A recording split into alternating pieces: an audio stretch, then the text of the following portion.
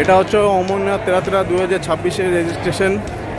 এখানে কম করে 10,000 লোকের সমাগম আছে, 10,000 লোকের বেশি আছে এখানে। যেখানে আছে ওয়ান পার্ট, এটা এরকম প্রচুর পার্ট আছে।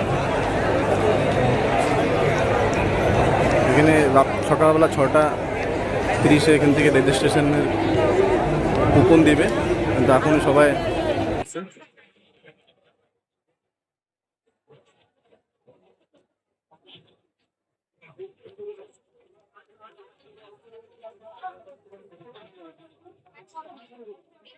এটা হচ্ছে কি মেডিকেল সেন্টার। যারা মেডিকেল করে নিয়েছে তাদের দরকার নেই, আর যারা মেডিকেল করে নেয় তাদের জন্য এটা মেডিকেল হবে এখানে।